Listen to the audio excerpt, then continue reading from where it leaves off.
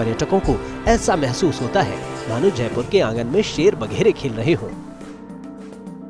यही नहीं, आधुनिक विकास के बदनुमा रिटर्न के तौर पर मिलने वाले कार्बन उत्सर्जन को भी यहाँ के सघन वन सोख कर जयपुर वासियों और यहाँ आने वाले पावड़ों को बेहतर प्राणवायु भी मुहैया कराने में अभूतपूर्व योगदान दे रहे हैं।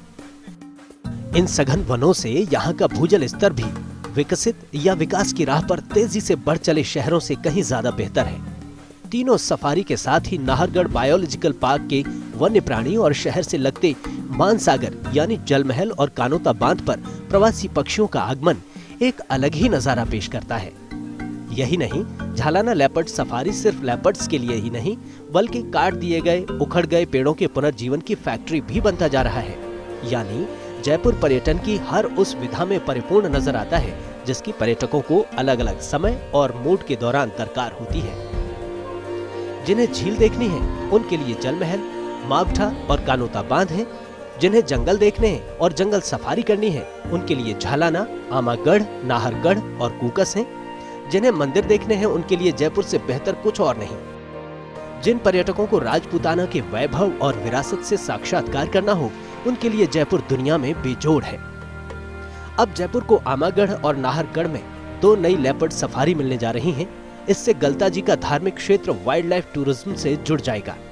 ऐसा होने से न केवल रोजगार बढ़ेगा बल्कि जयपुर दुनिया भर के लिए पर्यटन की अलग अलग विधाओं को एक छत के नीचे संजोने वाला ऐसा शहर बन जाएगा जहां जाकर हर शोधार्थी, पर्यटक और आम मुसाफिर अपनी यादों के गुलिस्तां में स्वर्णिम यादें जोड़ सकेगा। फर्स्ट इंडिया न्यूज के लिए निर्मल तिवारी की रिपोर्ट। झालाना लेपर्ड सफारी देश में सिटी वाइल्ड लाइफ टूरिज्म का नया और मोस्ट फेवरेट डेस्टिनेशन बनती जा रही है। झालाना में फिलहाल 42 लेपर्ड हैं, जबकि यहां पर अभी तक 75 लेपर्ड्स को चिन्हित किया जा चुका है। अब लेपर्ड सफारी को गलता क्षेत्र के आमागढ़ तक जोड़ने की योजना पर भी वन विभाग काम कर रहा है। आइए अब आपको रूबरू करवाते हैं झालाना लेपर्ड सफारी और यहाँ के लेपर्ड्स से।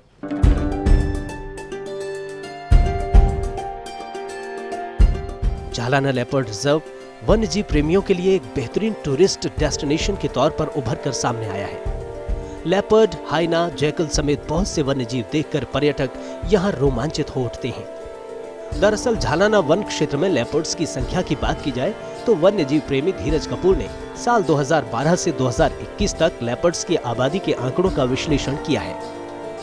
इन वर्षों में धीरज कपूर यहाँ 75 लेपर्ड्स की साइटिंग होना बताते हैं, जिनमें 30 मेल, 29 फीमेल और 16 अन्य की संख्या शामिल रही है। झालाना वन क्षेत्र में मौजूदा समय में 42 लेपर्ड्स की साइटिंग हो रही है। वाइल्ड लाइफर धीरज कपूर के अध्ययन में सामने आया है कि झालाना वन क्षेत्र में करीब 9 वर्षों के अध्ययन के दौरान 75 लेपर्ड्स को चिन्हित किया जा चुका है। इनमें से 33 लेपर्ड्स या तो कहीं और चले गए, कुछ की मौत हो गई और कुछ समय से दिखाई नहीं दे रहे हैं। आमागढ़ क्षेत्र में भी 15 लेपर्ड्स की साइटिंग हो चुकी है। 3 लेपर्ड्स को अन्य जगहों पर ट्रांसलोकेट किया गया। झालाना वन क्षेत्र में लेपर्ड्स को उनके अनुकूल वातावरण मिलने की वजह से यहाँ वंश वृद्धि हो रही है। अच्छा प्रे बेस होने के चलते यहाँ लेपर्ड्स की वंश वृद्धि में तेजी आई है। खान पान और सुरक्षा के लिहाज से भी झालाना में कई नवाचार किए गए हैं। वन्य जीव प्रेमी विश्वास कुमार का मानना है कि झालाना की तर्ज पर नाहरगढ़ और आमागढ़ वन क्षेत्र को विकसित करने की जरूरत है ताकि झालाना में इनकी संख्या बढ़ने पर लेपर्ड्स इस ओर रुख करें तो वहां भोजन और पानी की कमी न रहे। वहीं झालाना और आमागढ़ कॉरिडोर को भी विकसित करने की जरूरत है।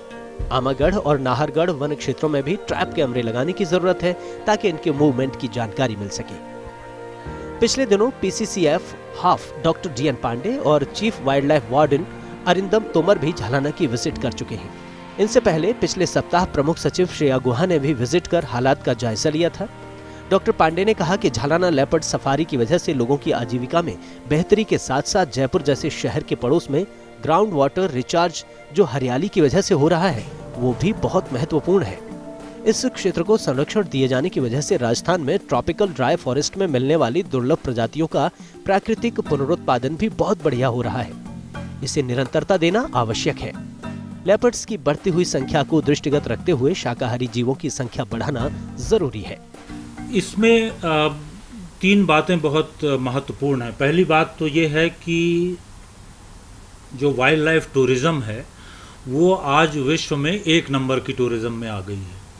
बहुत तरह की बातें हैं, पर एक बात जिसे बायोफिलिया कहते हैं, हम इंसान होने के नाते जंगलों से, जंगली जानवरों से, वहाँ के लैंडस्केप से प्यार करते हैं। तो बहुत स्वाभाविक है कि सफारी एक सबसे विजिबल अंग है। और झालाना में लेपर्ड सफारी, जिसको अब आमागढ़ में शुरू करना है आगे चल के, और उसके बाद फिर आगे नाहरगढ़ में, अंत में आप सरिस्का देख ही रहे हैं।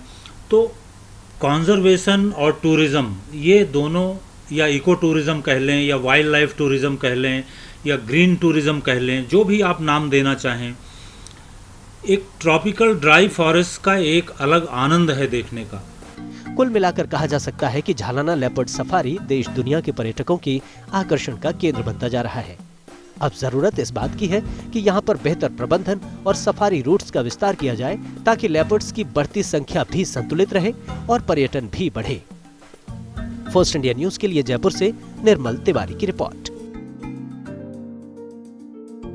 झालाना लेपर्ड सफारी के बाद अब नाहरगढ़ लायन सफारी भी पर्यटकों के आकर्षण का केंद्र बनती जा रही है। यहाँ तारा और त्रिपुर के अलावा एशियाटिक शेरनी सृष्टि भी पर्यटकों को लुभा रही है। सीजन शुरू होने के साथ ही नाहरगढ़ लायन सफारी में पर्यटकों की संख्या में लगातार इजाफा हो रहा है। आइए आपको भी कराते हैं नाहरगढ़ लायन सफारी। प्रदेश की पहली लायन सफारी नाहरगढ़ सैलानियों को काफी लुभा रही है। नाहरगढ़ के जंगलों में शुरू की गई सफारी में बड़ी संख्या में सैलानी शेरों की अठखेलियां देखकर लुत्फ उठा रहे हैं। देश भर के अलग अलग राज्यों से सैलानी नाहरगढ़ लायन सफारी पहुंच रहे हैं। रणथंभौर टाइगर पार्क में बाघों की लोकप्रियता के बाद प्रदेश में पहली बार एशियाटिक शेरों को बड़े एंक्लोजर या यूं कहीं खुले जंगल में देखने का सपना पूरा हुआ है। लायन सफारी में शेरों के अलावा भी कई वन्यजीव मौजूद हैं।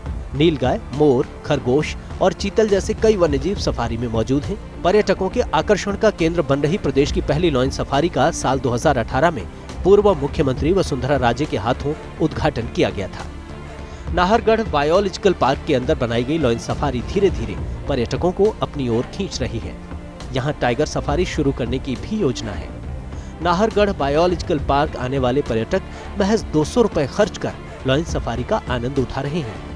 लायन सफारी में शेर, त्रिपुर और शेरनी तारा पर्यटकों का आकर्षण बने हुए हैं। दोनों शेर शेरनी की साइटिंग कर पर्यटक भी रोमांचित हो रहे हैं। हर महीने करीब 2000 सैलानी लायन सफारी के लिए पहुंच रहे हैं। वन विभाग को इससे करीब 1.5 लाख रुपए प्रतिमाह की आमदनी हो रही है। नाहरगढ़ जैविक उद्यान में बस 2018 में जो लायन सफारी चालू की गई थी अक्टूबर माह के अंदर, तब से इसका पर्यटन रुझान काफ़ी अच्छा बढ़ा है।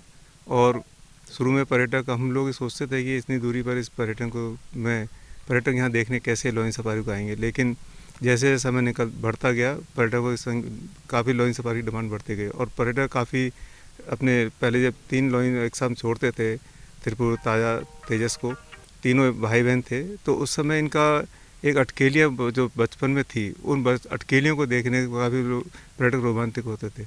और आज भी जो हम साथ में षष्ठी और त्रिपुर को साथ में छोड़ते हैं ताकि इनकी ब्रीडिंग होवे और ये नेचुरल एनवायरनमेंट में अपना जीवन यापन करें। नाहरगढ़ लायन सफारी के लिए गुजरात से भी और शेर लाने का प्रयास किया जा रहा है, ताकि काफी संख्या में पर्यटकों को शेर दिखाई जा सके। खुले जंगल में शेरों को देखकर प्रकृति और वन्य जीवों के प्रति लोगों का जुड़ाव होता है। लायन सफारी में आकर रणथंभौर जैसी फीलिंग होती है। 1 साल पहले कोरोना की वजह से नाहरगढ़ पार्क को बंद कर दिया गया था। इसके बाद पर्यटकों की संख्या में कमी आई, लेकिन एक बार फिर से पर्यटकों की संख्या बढ़ने लगी है। कुल मिलाकर कहा जा सकता है कि गुलाबी नगर इन दिनों वाइल्ड लाइफ पर्यटन का सेंटर बनता जा रहा है। जयपुर यानी देश का वो शहर जो वाइल्ड लाइफ टूरिज्म की एक नई नज़ीर पेश कर रहा है।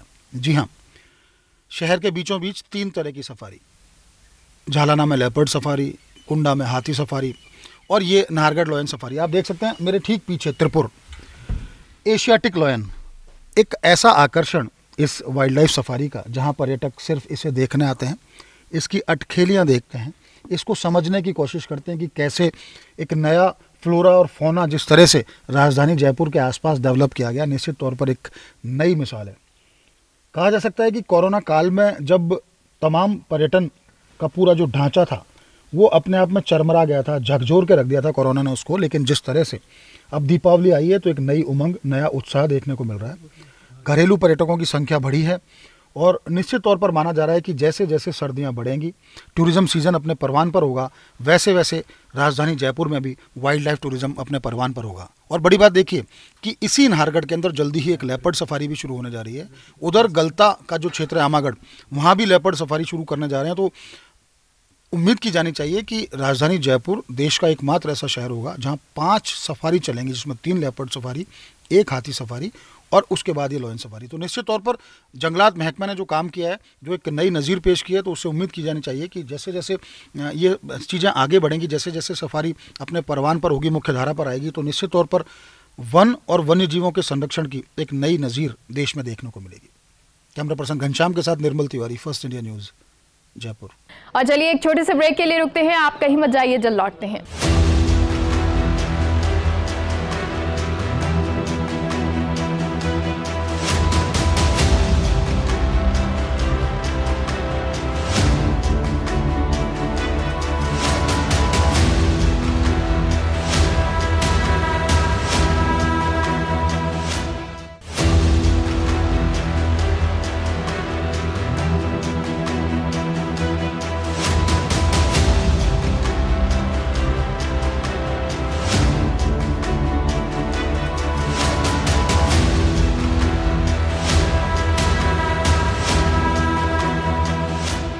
ब्रेक के बाद हमारी खास प्रस्तुति में आप सभी का स्वागत है।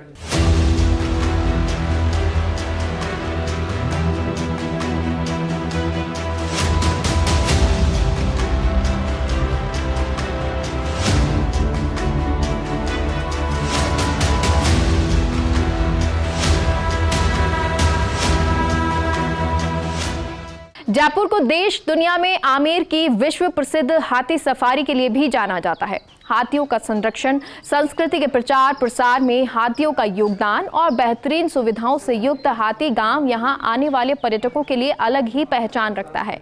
हाथी गांव को थाईलैंड की तर्ज पर बसाया गया और यहां हाथी सवारी इन दिनों पर्यटकों के आकर्षण का केंद्र बनी हुई है। देखिए।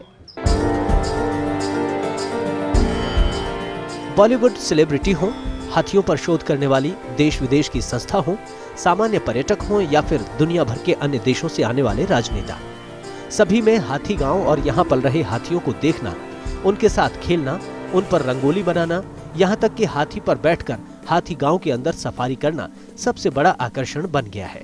जयपुर देश का एकमात्र शहर है जहाँ लेपर्ड और लायन सफारी के साथ ही हाथी सफारी भी कराई जाती है। कुछ साल पहले तक जयपुर में 134 हाथी थे, लेकिन इनमें से कुछ की बीमारी की वजह से मृत्यु हो जाने और कुछ हाथियों को बेचे जाने की वजह से अब इनकी संख्या 93 के आसपास रह गई है। इनमें करीब 64 हाथी हाथी गांव में महावत परिवारों के साथ पल रहे हैं। राज्य सरकार ने हाथी गांव विकसित किया। थाईलैंड की तर्ज पर यहाँ हाथियों के लिए बाड़े बनाए गए, कृत्रिम तालाब तैयार किए गए, महावत परिवारों के लिए रहने के मकान बनाए गए, डिस्पेंसरी खोली गई, स्कूल भी खोला गया। धीरे धीरे हाथी गांव की लोकप्रियता इतनी बढ़ी कि यहां आने वाले पर्यटकों की संख्या में इजाफा होता चला गया। बॉलीवुड सितारे विद्युत जामवाल, रणदीप हुड्डा समेत अलग अलग क्षेत्रों की हस्तियों का यहां आना जाना लगा रहता है। यहां एक गेस्ट हाउस भी तैयार किया गया था जिसे इको टूरिज्म साइट के तौर पर विकसित किया जाना है, लेकिन वन विभाग पिछले 4 साल में गेस्ट हाउस को निजी हाथों में देने में नाकाम रहा है।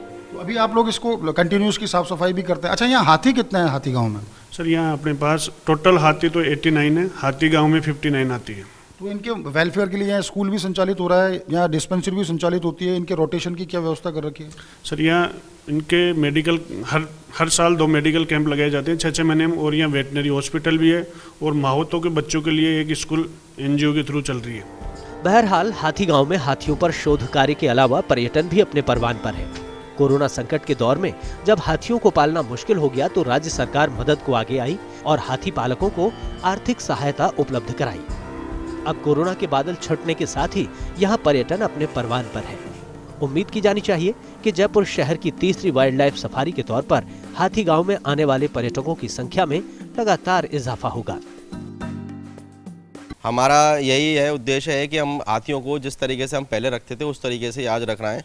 प्रत्येक हाथी का रोज़ का जो तकरीबन खर्चा है वो 2,500 से 3,000 रुपये के प्रत्येक दिन के अंदर आता है, क्योंकि डीजल के हर चीज़ के दाम बढ़ गए, तो इस वजह से चारा भी बहुत ज़्यादा महंगा हो गया। कोरोना काल के अंदर सरकार की तरफ से हमें मदद की गई, हाथी कल्याण संस्था द्वारा भी मदद करी गई।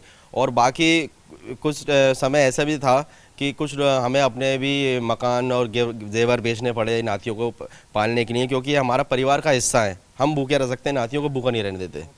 कोरोना ने पर्यटन को एक बार झकझोर जरूर दिया था, लेकिन जो जज्बा हाथी महावतों ने दिखाया, अपने परिवार की तरह इन हाथियों का भी लालन पालन किया, सरकार ने भी इमदाद दी, तो निश्चित तौर पर उससे एक बार फिर पर्यटन उभरने लगा है। और अब 5 दिवसीय दीपोत्सव के बाद जिस तरह से लगातार पर्यटकों का फ्लो बना हुआ है, उससे लगता है कि जैसे जैसे सर्दियाँ आगे बढ़ेंगी वैसे वैसे राजधानी जयपुर में भी पर्यटन बढ़ेगा और निश्चित तौर पर हाथी सफारी को भी और पर्यटक मिलेंगे।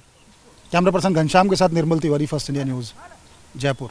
झालाना लेपर्ड सफारी को सीधे सरिस्का से जोड़ने के लिए आमागढ़ सेतु बनने को अब पूरी तरह से तैयार है। वन विभाग जल्द ही आमागढ़ में लेपर्ड सफारी शुरू करने जा रहा है, जो बहुत खास होगी।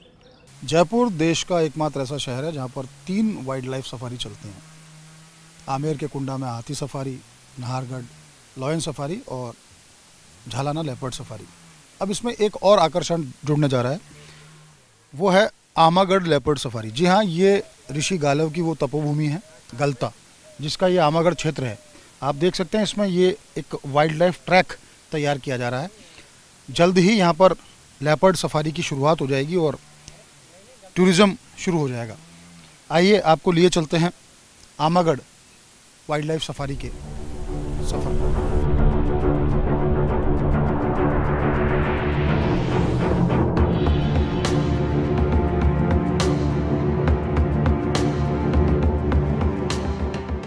ऋषि गालव की तपोभूमि गलता जी से सटे हुए आमागढ़ वन क्षेत्र में यूं तो प्राचीन काल से वन्य जीवों का विचरण रहा है।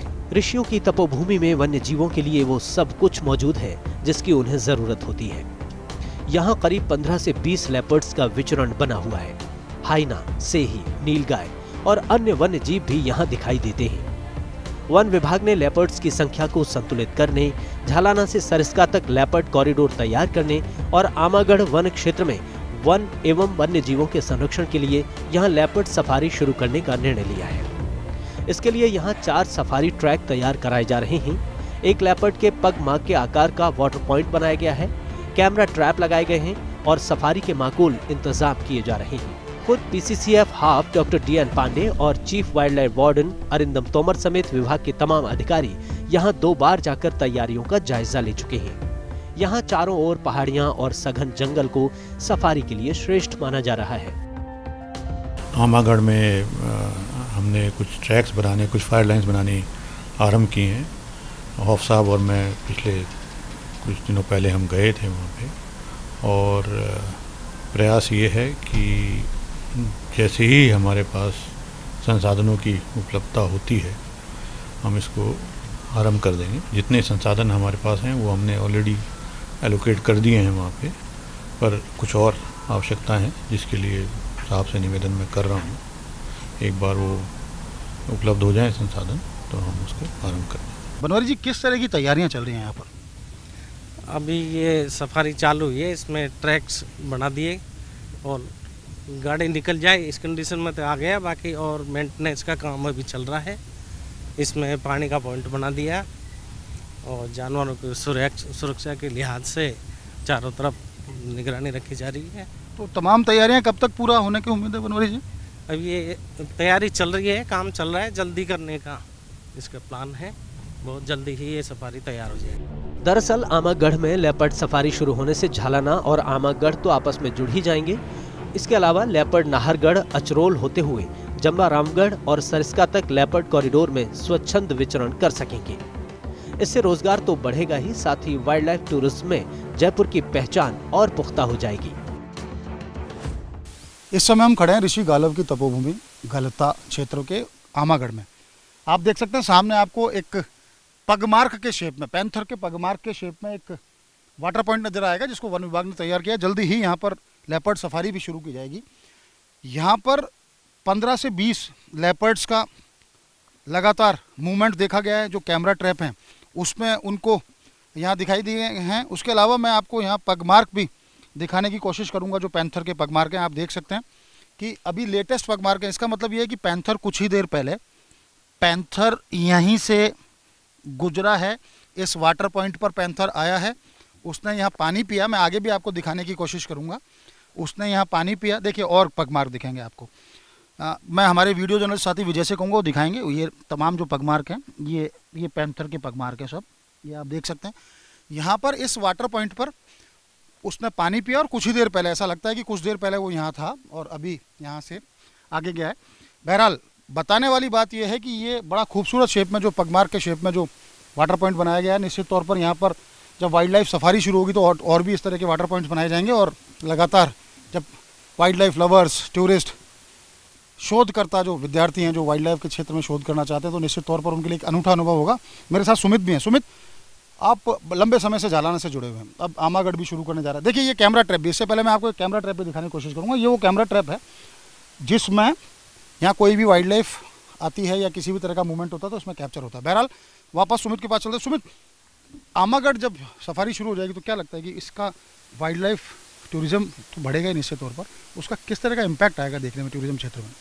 सर देखिए, मेरा मानना है कि राजस्थान सरकार की बहुत ही अच्छी शुरुआत है कि आमागढ़ को भी जो है ये लेपर्ड सफारी में विकसित कर रहे हैं। इसका मेन जो मुख्य जो प्रभाव पड़ने वाला है वो ये पड़ने वाला है कि वन्य जीवों का संरक्षण बहुत ज़बरदस्त तरीके से होने वाला है।